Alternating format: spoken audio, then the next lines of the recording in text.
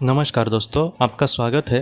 अब तक हमने पास्ट लाइफ रिग्रेशन को देखा दोस्तों कि जिसमें पिछले जन्म में जाकर हम उसके कुछ ऐसे दृश्य देख सकते हैं कि जो भी हमने जीवन जिए है उसको हम पास्ट लाइफ रिग्रेशन में देख सकते हैं। अब तक हमने ये देखा है दोस्तों, लेकिन इसके साथ साथ प्रोग्रेशन नाम की भी एक थेरेपी होती है।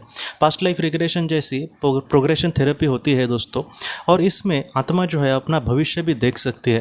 तो ये जो बात है, अगर आप पहली बार अगर ये बात सुन रहे हैं तो आपको भी थोड़ा सा हैरानी हो सकती है कि भविष्य जो है आत्मा का क्या इस तरीके से पहले से निर्धारित होता है। भविष्य को लेकर हम बचपन से बहुत ही ज़्यादा क्यूरियोसिटी होती है हर एक इंसान में कि आगे क्या होगा, या फिर हम भविष्य भी देखने की कोशिश करते हैं। न्यूज़पेपर में या फिर कैलेंडर में भी भविष्य लिखा होता है, तो एक थोड़ा सा हमारे मन में आता है कि मेरा क्या होगा आगे, ऐसे हमें हमेशा लगता है। और क्या आत्मा जो है दोस्तों, अगर हम साइंटिफिकली भी अगर देखने की कोशिश करें तो क्या प्रोग्रेशन थेरेपी आखिर सच में होती है क्या, इसको आज हम बहुत ही डिटेल में जानने की कोशिश करेंगे।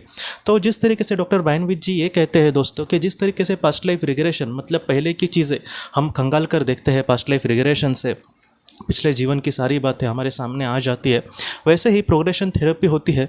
और इसमें दोस्तों एक आगे के हम झलक देख सकते हैं। मतलब क्या है कि डॉक्टर बायनविच जी ये कहते हैं कि समझो मैं एक आत्मा हूँ, मैं आज जिस तरीके से जिस विचारों का हूँ और उस विचार के जैसे मैं आज अपने जीवन में आगे आगे बढ़ रहा हूँ, तो इस तरीके से ही अगर मैं जीवन में चलता रहा तो आखिर मेरा आगे क्या होगा, इसकी एक झलक कहीं ना कहीं प्रोग्रेशन थेरेपी में हमें दिख सकती है।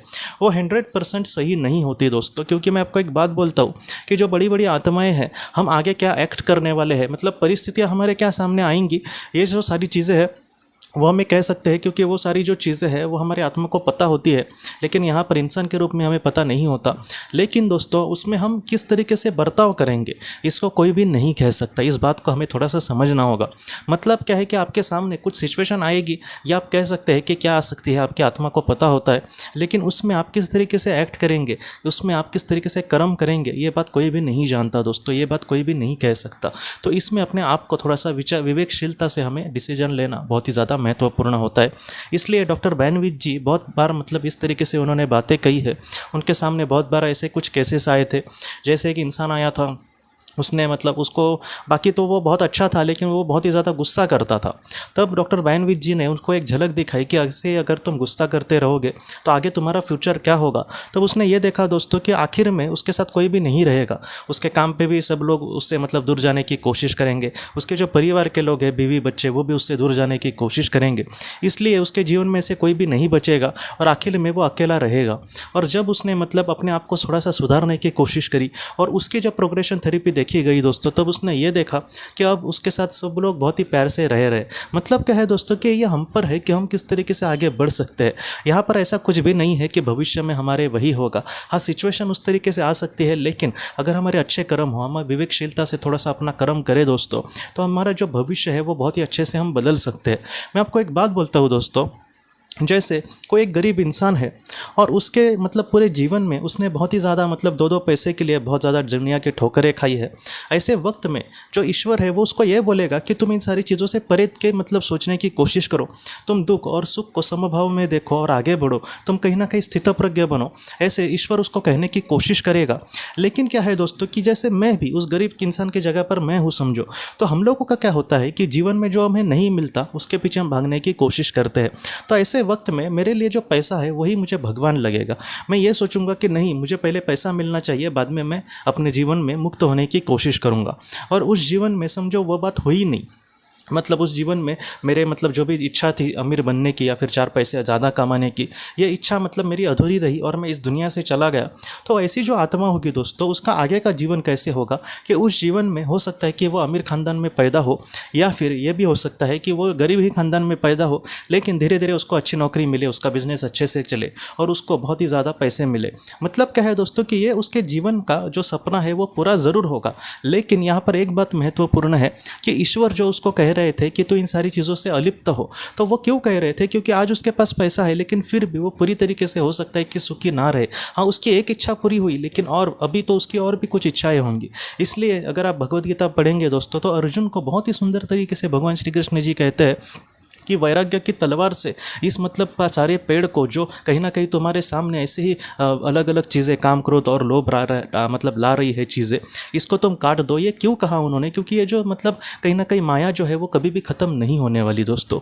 इसलिए पुराणों में अगर आप देखेंगे तो माया को एक ऐसे अग्नि के मतलब तरह देखा जाता है कि जिसके अंदर हम कामना की कर्म की कितनी भी मतलब घी डाले उसमें या फिर तेल डाले रॉकेल डाले, वो कभी भी ख़त्म नहीं होगी वो दिया। इसलिए कहा जाता है दोस्तों कि जो माया है उसके पीछे नहीं भागना। एक दिन वो इंसान मतलब सारी चीज़ें उसकी मतलब पूरी हो जाएंगी इच्छा है, तब वो बोलेगा कि हाँ अभी मैं अलिप्त होता हूँ। तो वही अलिप्तता उसी जीवन में उसकी हो सकती थी दोस्तों। तो इसलिए ये अलिप्तता बहुत ही महत्वपूर्ण है। जैसे डॉक्टर बैनविज जी ने कहा कि तुम्हारे अंदर जो भी कमियां हैं उसको ढूंढ कर मैं उसमें सुधार लाने की कोशिश करूंगा। और इस तरीके से एक विवेकशीलता से अगर हम अपने जीवन को अभी से शुरुआत करेंगे दोस्तों, तो हो सकता है कि कुछ जीवन में ही हमें बहुत ही अच्छे से मोक्ष मिले, हम अपने कर्म बंधन को या फिर जीवन करते हुए को बहुत ही अच्छे से पूरा करें। तो इस तरीके से ये जो बात है दोस्तों प्रोग्रेशन थेरेपी, यह मदद कर सकती है। अगर कोई अच्छा थेरेपिस्ट हुआ तो इस तरीके से उसका प्रोग्रेशन थेरेपी अच्छी है वो बना सकता है। लेकिन मैं आपको एक बात क्लियर करना चाहता हूँ कि आत्मा का जो भविष्य है वो पूरे तरीके से निर्धारित नहीं होता। जो मार्गदर्शक आत्मा है उसको भी पता नहीं होता कि हम क्या मतलब उसमें एक्ट करेंगे, किस तरीके से हम कर्म करेंगे। इसलिए जितना हो सके एक विवेकशीलता से, एक ज्ञानी मतलब इंसान जिस तरीके से बुरे और मतलब अच्छे समय में अपना रिएक्शन करेगा उसी तरीके से सोच कर, थोड़ा सा वक्त लगेगा तो भी चलेगा, लेकिन हमारे हाथों से दोस्तों कुछ भी हमें बुरा नहीं करना, अच्छे कर्मों से आगे बढ़ना, यही कहीं ना कहीं हमारे जीवन का उद्देश्य है और इसी तरीके से हमें आगे बढ़ना होगा। लेकिन अगर हम जिस तरीके से अभी बढ़ रहे हैं तो उस तरीके से आगे बढ़ते गए या फिर उस तरीके से कर्म करते गए तो क्या हमारा भविष्य है ये थोड़ा बहुत उसकी झलक जो है वो प्रोग्रेशन थेरेपी में दिखती है। लेकिन अगर हम आज अच्छे कर्म करते हैं और बहुत ही अच्छे से अपने जीवन में आगे बढ़ते हैं तो हमारा जो भविष्य है दोस्तों बहुत ही अच्छे से हम खुद के हाथों से अपना स्वर्ग ज़रूर बना सकते हैं दोस्तों। इसके बारे में और भी कोई नई जानकारी मिली तो मैं आपके साथ ज़रूर शेयर करूँगा दोस्तों। तो दोस्तों हम अपने अगले वीडियो में मिलते हैं। आप अपने परिवार का ख्याल रखना। आपका बहुत बहुत धन्यवाद। ज़िंदगी की रोशनी ये एक कंसल्टेंसी है जो ऐसे लोगों को मदद करने की कोशिश करती है जिन्होंने किसी अपने को खोया है या फिर जो लोग अपने जीवन में बहुत ही ज़्यादा दुखी है। जो लोग इस संस्था के साथ जुड़ते हैं उन्हें पास्ट लाइफ रिग्रेशन की ऑडियोज़ भेजी जाएगी जिससे घर बैठे वह पास्ट लाइफ रिग्रेशन का अभ्यास कर सकते हैं। और उन्हें 5 मेडिटेशन ध्यान की भी ऑडियोज़ भेजी जाएगी और इसके साथ साथ उन्हें PDF किताबें भेजी जाएंगी जो हिंदी और अंग्रेज़ी में है, जो मोबाइल पर या फिर लैपटॉप पर आप उसे पढ़ सकते हैं। और 10 ऑडियो बुक्स भी आपको भेजी जाएंगी। तो दोस्तों अगर आप इस संस्था के साथ जुड़ना चाहते हैं तो कृपया इस नंबर पे व्हाट्सएप मैसेज करें। आपका बहुत बहुत धन्यवाद।